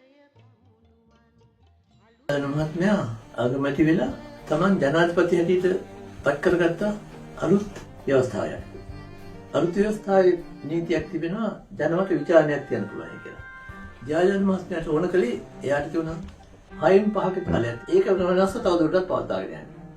බැටි වෙන්නේ නැතිවොත් එදා තිබුණු නීතිය යටතේ වෙනස් වෙන්න පුළුවන්. නමුත් එහෙම නැතුව ඒ මන්ත්‍රී මණ්ඩලය ඒ විදිහටම තවත් දුරට ගෙන යන්න. ජේ.ආර්.ගේ ජනමත විචාරණය ලංකාවේ ප්‍රජාතන්ත්‍රවාදයේ මල්ලගම වග රෝහණ දැන සිටියා. එච්චර කල්ම ඇතුරුවා ප්‍රජාතන්ත්‍රවාදයේ නිර්ධන පන්තිය රවට්ටලා පීඩිත පන්ති රවට්ටලා පාගලා යට කරලයි. ඒගොල්ලෝ ආශ්චර්යලා අවදි වෙලා සැබෑ ලෙසින් Tamanට අයිති උරුමකාර නියම තැනට ගිහිල්ලා ඉන්නවා. දැකලා ලක්ෂ සංඛ්‍යාත ගාණින් දැන් ප්‍රජාතන්ත්‍රවාදයට බය. බය වෙලා මොකද කරන්නේ? දැන් පටන් අරන් බොහොම නරක දෙයක්. බණ්ඩාරනායක නෝනත් සම්පූර්ණ සහයෝගය දෙන්න. අපි තමුන්නාන්සලගෙන් ඉල්ලන්නේ, මේ රටේ ජනතාවගෙන් ඉල්ලන්නේ, අපේ දුප්පත් අම්මලා තාත්තලාගෙන් ඉල්ලන්නේ, නන්දලා මාමලාගෙන් ඉල්ලන්නේ, අයියලා අක්කලාගෙන් ඉල්ලන්නේ, සහෝදර සහෝදරියගෙන් ඉල්ලන්නේ, මේ රටේ බුද්ධිමතුන්ගෙන් ඉල්ලන්නේ, මේ රටේ තරුණ පරම්පරාවෙන් ඉල්ලන්නේ, මේ රටේ ගොවි ජනතාවගෙන් ඉල්ලන්නේ, මේ රටේ 40 ලක්ෂ කාම්කරු පන්තියෙන් ඉල්ලන්නේ අවදියෙන් ඉන්න ඇයි? ජනතාවගේ අයිතිය ඉදුරගන්න ඔය කාටවත් අයිතියක් නැහැ. ජේ.ආර්. ජයවර්ධන මහත්තයාට අයිතිය දීලා නැහැ ජනතාව. ඒ අයිතිය උදුරගන්න. ඒ අයිතිය උදුරගන්න ජනතාවට ජනතාව කවදාකවත් ඒ අයිතිය උදුරගන්න දෙන්නේ නැහැ කියලා අපි ප්‍රසිද්ධියෙන් කියන ජේ.ආර්. ජයවර්ධන මහත්තයාට එක්සත් ජාතික පක්ෂය. එයින් නොනවති ජයවර්ධනගේ ඡන්ද කල් දැමීමේ හොර ඡන්දයට විරුද්ධව අධිකරණයේ ඉදිරියටද ගියා. අපිට ආරංචි ලැබුණා මැතිවරණ පොළවල් වලට බලාත්කාරයෙන් පැනලා ඡන්ද පොත් උදුරාගෙන ඡන්ද ඒගොල්ලන්ට ඕන විදිහට ලකුණු කරගෙන එක්සත් පක්ෂයේ නියෝජිතයෝ ඡන්දි මැරවරයෝ ඡන්ද පෙට්ටි පුරවපෑටි වාසනාවට වගේ සමහර නිලධාරීන් මේ වාර්තා කළා ඉතින් මේ සටහන් වල තියෙනවා මෙන්න මෙහෙම දේවල් උනායි කියලා. ඉතින් කවුරුත් දන්නවා මේ මහා විපත්යක් මේ කළා දෙන්නේ. මේක නඩුවක් කියන්න ඕනේ කියලා හැමෝගෙම මතය තිබුණා. තුමාල දෙකක් තුනක් තිස්සේ ෆිලික්ස්ුයි මමයි පැමිණිල්ල හරි ගැස්සුවා. අන්තිමට මේ පැමිණිල්ල සකස් කළා. පැමිණිලි කාර්ය මිස් බණ්ඩාරනායක හැටියට තමයි මේ නඩුව මුලදම හදුවේ. මේ පැමිණිලි කාර්ය බැරි ගියම අපි නිකන් මේ බලාපොරොත්තු සුමුණා මේ ෆිලික්ස් එහෙම වෙන කවුරුත් හදාගෙන බැරි ෆිලික්ස්. මම ඩිංගර් කපාවිද හොඳයි මම කෙනෙක් හොයලා දෙන්න. තවන්නස් පිළිහින්නවා. කියලා මම ෆිලික්ස් ගෙනියනවා. මම කිව්වා හොඳයි මම රෝහණ විජිට හොයලා දෙන්න.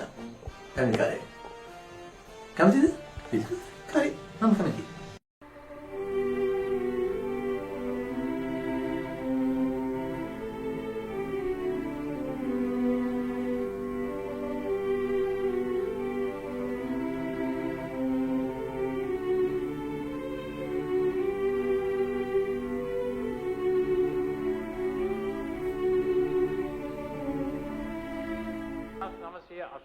මැයි දිනේදී ඒ උදේ ගෙනිච්ච විශාල ලේ වැගිරීම් ආදී පාඨක තියෙන පෙළපාලියක්. වදනේ බායනකුණා ඒ පෙළපාලිය දැකලා. හරියට යුද්ධ හමුදාවේ පෙළපාලියක් වගේ.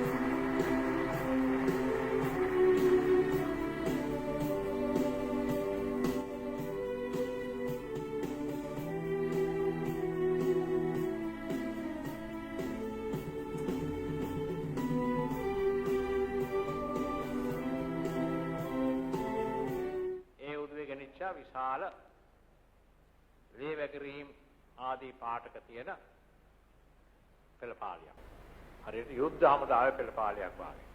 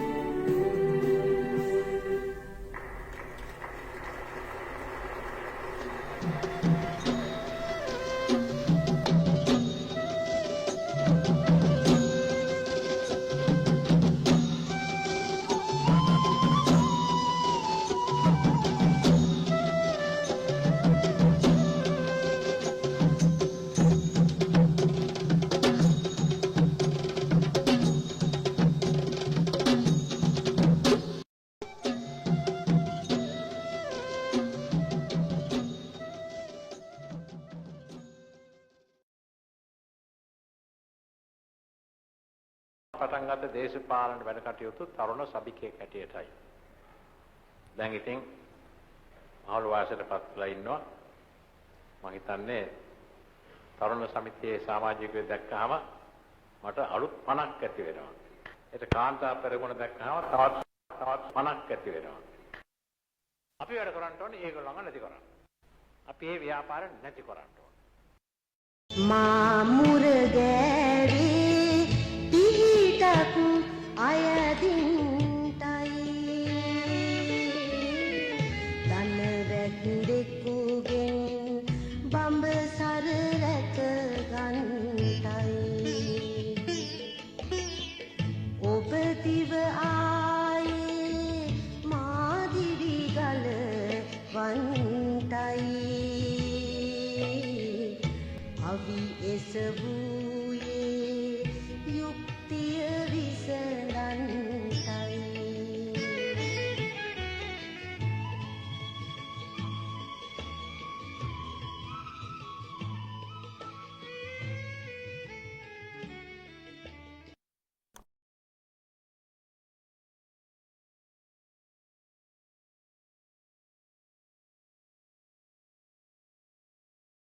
තුමත් කිර බාරී 1983 මේ ගැන අපිට පොඩ්ඩක්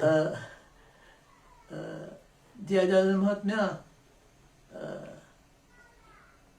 දේශපාලන පක්ෂ වාමාංශික දේශපාලන පක්ෂ 3ක් තහනම් කරන නියෝගයත් එක්කම තනි පුද්ගලයෙකුත් හිරබාරට ගන්න කියලා නියෝගයක් කළා තමයි. ඒ තනි පුද්ගලයා තමයි ප්‍රින්ස් කුණසේකර.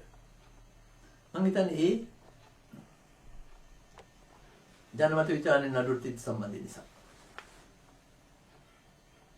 ඒක පැමිණිලි කාර්යය විතරක් නෙවෙයි. පැමිණිලි කාර්යය විතරක් නෙවෙයි.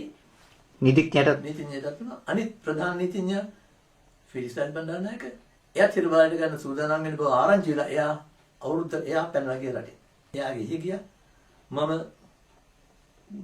විජේවීර හැංගුණා. මම හිරබාරට අරගෙන මම ගියා පොලිස් මුලස්ථානේ. ඒ මාස 4ක් මම හිරබාරේ තියාගෙන හිටියා.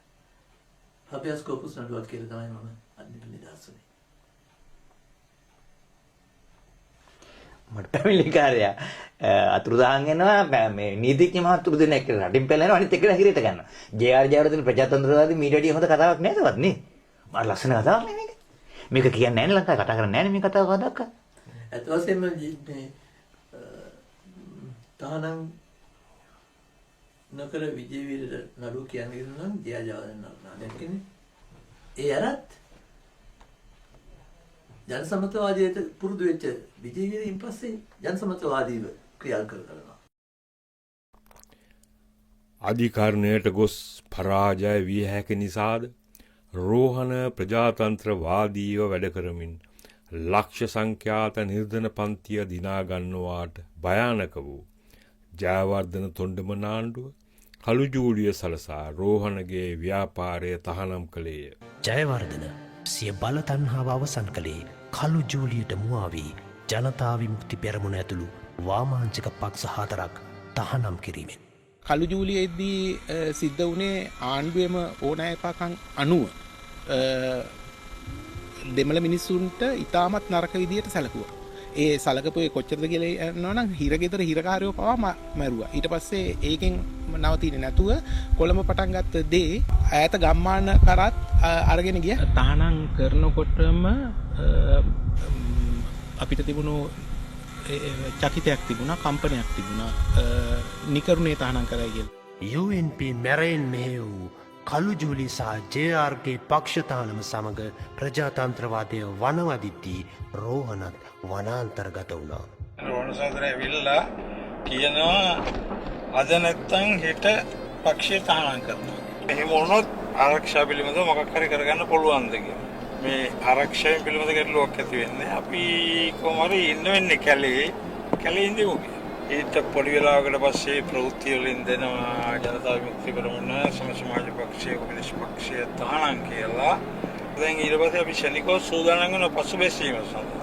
දැන් ඇඳුරු යටිගෙන එනකොට ඒ කියන්නේ මිනිහා සතා අඳුරන්න බැරි වෙලා වෙනකන් අපි ඒ ගෙදර හිටියා. රැ වෙනව බල හිමින් අපි පයින්ම 3-4 දෙනෙක් එක්ක ආවා. මතකයි රෝහණ කිව්වා මේ තියෙන්නේ මේ ජේ.ආර්.ගේ ආණ්ඩුව කියලා. එකට වුණොත් අපි මරනවා. අපි අත්තරකට ගත්තොත් මරනවා කියන එක කෙලින්ම. අපි එතන අපි ගොඩාක් දුර ගියා. යද්දි මට මතකයි සමහර තැන්වල රෝහණ සහෝදරය ආපස්සට ඇවිල්ලා අපි ගියපු අඩිපාර මම තමයි අන්තිමට ගියේ. මට නිතරම කිව්වේ නිතරම අඩිපාර තියන්න නැතුව එන්න. එක්ක අඩිපාර වැදුනොත් බැල්ලේ අඩිපාර මකන්න කියලා. මට මතකයි රෝහණ සහෝදරය ඈතට ගියා සමහර තැන්වල පස්සේ හැරලා බලනකොට මගේ අඩිපාර දැකලා රෝහණ සහෝදරය ආපහු දුවගෙන ඇවිල්ලා පොළ අත්තක් කඩාගෙන අඩිපාර වහනවා ඉක්මනින්. අනකට ගියා අපි මහ විශාල වතුර පිරිච්ච ලොකු ගල් ගුහා මේ පහුණක් තිබුණා. ගල් දෙබොක්කාවට යටවෙච්ච. අපි එතෙන්ට ගියා මට මතකයි. එතෙන්ට ගිහිල්ලා අපි වාඩි වුණාට පස්සේ තමයි අපිත් එක්ක හිටපු නැති සහෝදරය කිව්වා සහෝදරයා අපි සහෝදරගේ ආරක්ෂාවට ගේන්න පුළුවන් උපරිම තැනට මේ ගෙනල්ලා තියෙන්නේ කියලා. මිනිස් පොළොටක් නැති කිසිම මිනිහෙකුට සහෝදරය දැන් පේන්නේ නැහැ. මෙතන තමයි සහෝදරට ආරක්ෂාවට තියෙන හොඳම තැන කියලා මට මතකයි.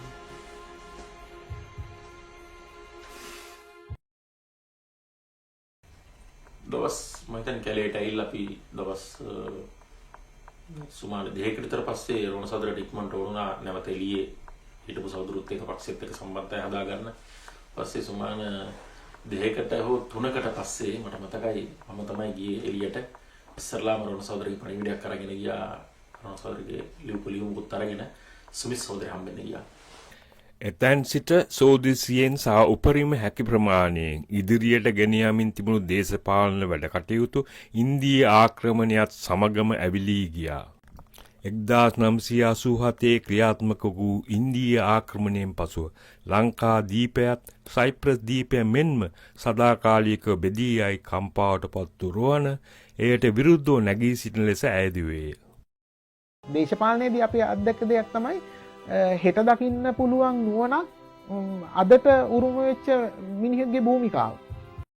ජාතික පක්ෂයේ නායකත්වයේ විසින් අපේ උදාර මාතෘ භූමිය ඉන්දීය අධිරාජ්‍යවාදයට පාවල දීලා ඉන්දීය ආක්‍රමණකාරී හමුදා කැඳවාගෙන වර්ෂ දෙකක් ගතවන මේ අවස්ථාවේදී අපි ඔබ අමතීමට අදහස් කළේ රටේ වර්තමානයේ උද්ගත වී ඇති දේශපාලන තත්ත්වය පිළිබඳව සාකච්ඡා කරන්නයි. අද අපේ පීතෘ භූමිය එහි මෑත ඉතිහාසයේ ධර්මතම සමාජ ආර්ථික දේශපාලනමය හා යුද්ධමය අර්බුදයකට මූණ පා ඇති පෙරෑරුම් අවස්ථාවකයි පීතෘ භූමියට දැඩි ලෙස ප්‍රේම කරන දේශප්‍රේමීන් වශයෙන් මෙසේ ඔබ ඇමතීමට අප අදහස් කළේ. අපේ පීතෘ භූමිය අද මූණ පා ඇති භයානකතම අර්බුදයට කෙලින්ම වක්විය යුත්තේ UNP නායකත්වය. ඵලයට එමට දෙමළ එක්සත් විමුක්ති පෙරමුණ සමග 1977 දී මඩකලපුවේදී රාජදුරේගේ නිවසේදී හොරගිවිසුම් ගසාගත්තේ UNP නායක ජයවර්ධන.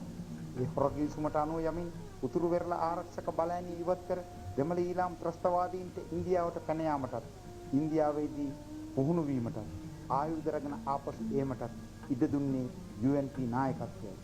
දෙමළ ඊළාම් ව්‍යාපාරයේ නායකයන්ට ලෝපුරා ප්‍රධාන නගරවල ශ්‍රී ලංකා තානාපති පත්වීමදී එමගින් දෙමළ ඊළාම් ප්‍රචාරක කටයුතු ලෝපුරා කරකලේ UNP නායක ජයවර්ධන. ඉන්දියා අධිරාජ්‍යවාදීන් දෙමළ ඊළාම් ත්‍රස්තවාදීන්ට උපදෙස් දෙන විට ආධාර දෙන විට ඔවුන් පුරුදු පුහුණු කරන විට ඔවුන් සන්නද්ධ කරන විට ඔවුන් ලවා උතුරින් හා නැගෙනහිරින් සිංහල ජනයා මරා බියවද්දා නිර්පාහරණ විට ඒ සියල්ල ජනතාවගෙන් වසන් කළේ UNP නායක Jayawardena. The Indian government helped the Tamil armed movements, including the LTT, to train and to provide arms, and they provided arms and training for the Tamil people.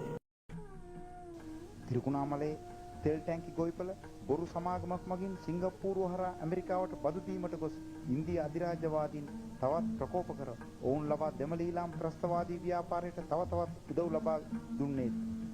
දෙමළ ඊළමක් පිටුවා ත්‍රිකුණාමලේ ලංකාවෙන් වෙන් කිරීමට ඉන්දියා ආක්‍රමණකාරී හමුදා ශ්‍රී ලංකාව ආක්‍රමණය කිරීමට සූදානම් වූ විට එය ජනතාවගෙන් සංගවා ඉන්දියා අධිරාජ්‍යවාදයට එනම් සැබෑ විත්තිකරුවාට විනිශ්චයකාර පත්වීමක් දී ඉන්දියාවේ මෙහෙයමින් ශ්‍රී ලංකාවේදී ඉන්දියාවේදී රහස් සාකච්ඡා ගණනාවක් පවත්වා අඩියෙන් අඩිය පසුබසිමින් ඉන්දියා අධිරාජ්‍යවාදයට ඒ පස්වන සේනාංකය වන දෙමළ ඊළාම් ත්‍රස්තවාදයට යටත් වූයේ UNP නායක ජයවර්ධන.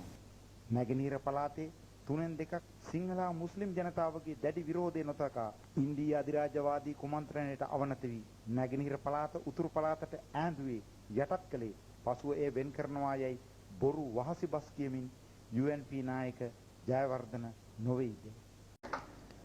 ජයවර්ධන එදා රාජීව් ගාන්ධි සමග මේ දේශද්‍රෝහී ගිවිසුම අත්සන් කරපු අවස්ථාවේ කිව්වා උතුර නැගෙනහිර එකට එක්කහු කරන්නේ తాවකාලික වෙයි. රාජීව් ගාන්ධි මහත්තයාට කිව්වයි ටික දවසකට නැගෙනහිර පළාත උතුරට එක්කහු කරන්න. පස්සේ ඒක වෙන් කරගන්න. මේක ඇත්තක් නෑ. නමුත් ඉන්දියන් අධිරාජ්‍යවාදීන්ට නැගෙනහිර පළාත විශේෂයෙන් ඕමනයි. තිරුකුණාමල වරාය විශේෂයෙන් ඕමනයි. ඒගොල්ලන්ට නැගෙනහිර පළාත උතුරේ ආධිපත්‍යයට යටත් කරන්න ප්‍රජාතන්ත්‍රවාදීව බැරි නිසා ජයවර්ධන කැමති කරවා ගත්තා මහජනයා මුලා කරෝ. දැන් ප්‍රේමදාස ඉල්ලුවා ජූලි 29 වෙනිදාන් ඉස්සර වෙලා යන්න කියලා. මොකද රාජීව් ගාන්ධිලා කියන්නේ ඉන්දියන් අධිරාජ්‍යවාදීන් කියන්නේ මොකද? යනවා කියලාද? නෑ. ඒගොල්ලෝ කියනවා දෙමළ ඊළාම් ත්‍රස්තවාදීන්ට උතුරු නැගෙනහිර පළාත් සභාවට තව බලය දෙන්න ඕන. ඒව දෙනවා කියලා සහතික කරන්න ඉන්දියන් ආක්‍රමණකාරී හමුදාව මෙහි ඉන්න ඕන කියලා. ඒකෙන් පේන්නේ මොකක්ද? මේක සාම හමුදාවක් නෙවෙයි ආක්‍රමණකාරී හමුදාවක්, අධිරාජ්‍යවාදී හමුදාවක් කියන එක. අපි එදා කිව්වා. දැන් ඒ බලහත්කාරයෙන් තරුණයින් පැහැරගෙන ගොස් ඉන්දිය ජාත්‍යන්තර චරපුරුෂ සේවය හා ඉන්දිය ආක්‍රමණකාරී හමුදාව ලබා පුහුණු කරවා ඊනියා පුරවැස් ස්වේච්ඡා බලකාය නමින් ස්වාධීන දෙමළ ඊළාම් හමුදාවක් පිහිටුවීමයි. අද එම හමුදාවත් UNP නායකින් ගෙන්වාගත් ඉන්දිය ආක්‍රමණකාරී හමුදාවත් උපයෝගී කරගෙනයි දෙමළ ඊළාම් ත්‍රස්තවාදීනුත් ඉන්දිය අධිරාජ්‍යවාදයත් උතුරු හා නැගෙනහිර ශ්‍රී ලංකාවෙන් වෙන්කර ඒකපාක්ෂිකව ස්වාධීන දෙමළ ඊළාම් රාජ්‍යයක් ප්‍රකාශ කිරීමට තර්ජනය කරන්නේ. මේ තත ජනතාවගෙන් වසන් කිරීම සඳහායි අද හදිසි නීතිය පුවත්පත් මුඛවාඩම යොදාගෙන ඉන්දිය අධිරාජ්‍ය විරෝධී දේශප්‍රේමීන් සංහාරය කිරීම ආරම්භ කරලා තියෙනවා.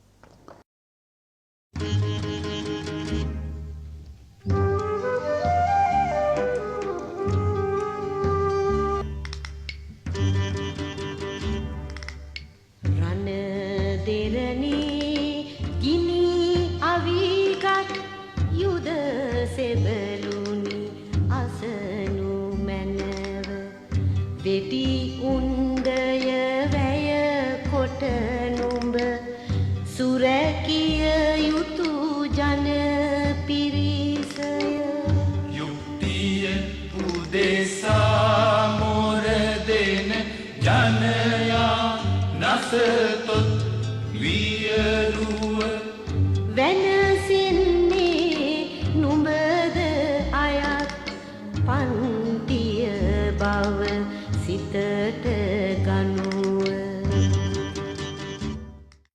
නමුත් අපි සූදානම් නැහැ. අපේ රට ආක්‍රමණය කරලා අල්ලගන්නේ නැහැ.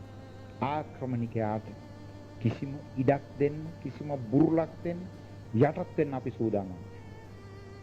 අපි යටත් වුණොත්, අපි වරද්ද ගත්තොත් අපේ දරු මුණුබුරු પરම්පරාවන්ට, අනාගත પરම්පරාවන්ට මහත් සෝචනීය තත්ත්වයකටයි මුහුණ පාන්නේ. ඒක අපි දන්නවා.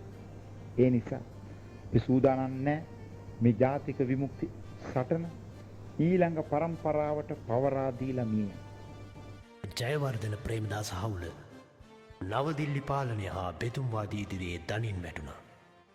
මව්බිමේ පරමාතුරන් වූ මේ එදිරිවාදීන්ට එරෙහිව එකවර සටන් දියත් කිරීමට රෝහණට බල කෙරුණා. එසේ ඈඳූ උතුරු නැගෙනහිර පළාත් ක්‍රියාශීලීව රටින් වෙන්කර අවුරුදු 20ක් පමණ දෙමළ ඊළම් ආධිපත්‍ය යටතේ පැවතුණි. එතැන් සිට හදිසි නීති යටතේ රාජ්‍ය මර්ධනය උග්‍ර වෙද්දී රෝහණ රටින් පිට වී ඇතැයි ජයවර්ධන කළ ප්‍රකාශයට රෝහණ පටිගත කර පිළිතුරු සැපයීය. උපන් මේ රටත් මා ආදරය කරන මගේ ජනතාවත් අතහැර ගියේ නෑ. අතහැර යන්නෙත් නෑ. ප්‍රජාතන්ත්‍රවාදී අයිතීන් පාලකින් ජනතාවගෙන් අහිමි කළත් ඒත් අප ජනතාව අතහැර යන්නේ නෑ. එවැනි තත්ත්වයක් ඇති වුණොත් ජනතාවට යලි ප්‍රජාතන්ත්‍රවාදී අයිතීන් දිනා ගැනීමට ඔබ අතර සිට ඔබ සමග හවුලේ එකට ක්‍රියා කරන බවට අපි ඔබට සහතික වෙනවා. ප්‍රජාතන්ත්‍රවාදයේ ඇතුළත ගෙන ගිය පන්ති සරණට බිය වී ධනපති ආණ්ඩුව තම මැරවරීන් ලවා කෝලාල ඇති කර දෙවන වරටත් කරන මර්ධනය ගැන රෝහණ පෙරවදන් පවසා තිබුණි. කවරක් ඌදේ නවතේ සිදු වෙන්නේ නැහැ. මාත් කියලා තියෙනවා. History does not repeat itself කියලා. ඉතිහාසයේ එකම දේ දෙවතාවක් සිදු වෙන්නේ නැත කියලා. නමුත් හෙගල් කිව්වලු කිව්වයි කියලා හිතලා 18 Brumaire of Louis Bonaparte කියන පොතේ මාක්ස් කියනවා ඉතිහාසයේ එකම දේ දෙවතාවක් සිදු වෙනවා නම් හෙගල් කියන විදිහට වෙන්නේ පළමුව ශෝකාන්තයක් ලෙසත් දෙවෙනුව විකටමක් ලෙසත් පමණයි කියලා. 1971 දී බණ්ඩාරනායක අගමැතිනිය රෝහණට අහුම්කන් නොදී කළ මර්ධනය ශෝකාන්තයක් විය. මෙවර එක් අතකින් අගමැති ප්‍රේමදාස රෝහණට ආයාචනා කරද්දී ඇතම් විට නොඑක් අය කරන අපරාධත් ඒවට සම්බන්ධ නැති අය පිට දාන්න පුළුවන්. අනික් අතින් ජනාධිපති ජයවර්ධන ප්‍රකාශ කළේ අපි මේ ව්‍යාපාර නැති කරන්න. අපි වැඩ කරන්න ඕනේ ඒගොල්ලන්ව නැති කරන්න. එම දෙගිඩියාව විගඩමක් නොවේ නම් කුමක්ද?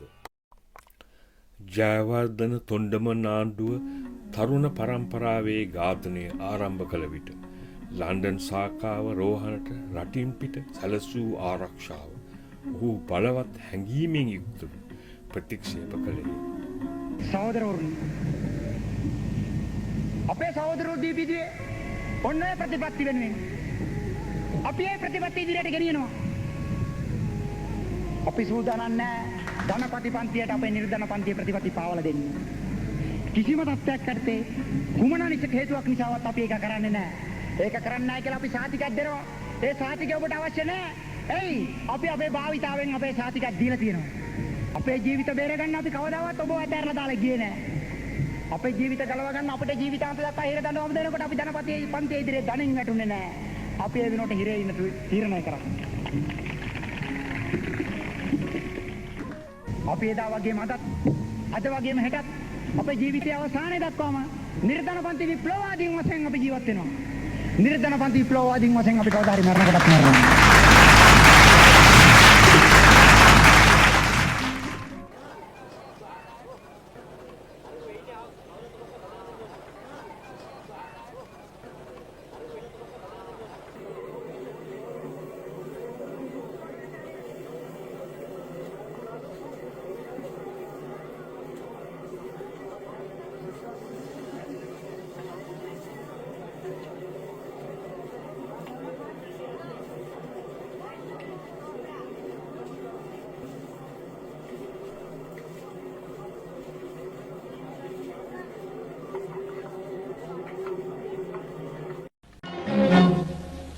අයිබෝවන් කොළඹ ජනාධිපති ජංගම කාර්යාලයේදී ජනාධිපති ශ්‍රීමත් ආර් ප්‍රේමදාස මැතිතුමා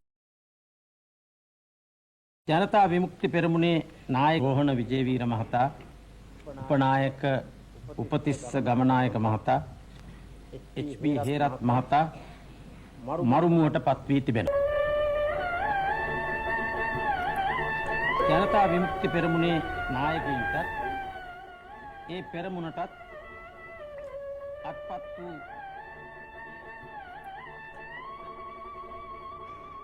1990 ගෙවෙද්දී ලංකාවේ අවසාන යටත් විජිත විරෝධී සටන අවසන් වන්නේ රෝහණ ඇතුළු සගයන් 60,000ක් පමණ මව්බිම වෙනුවෙන් දිවිපිදීමෙන්.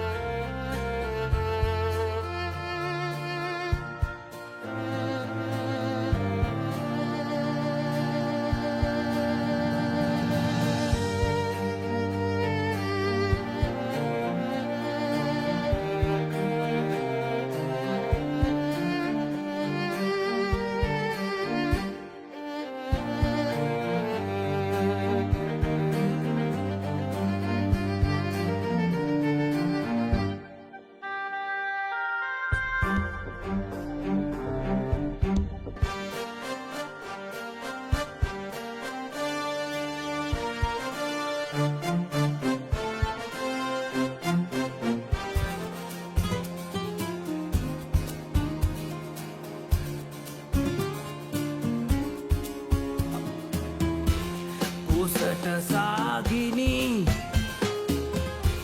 හදට සෝගිනි ඊනට වැ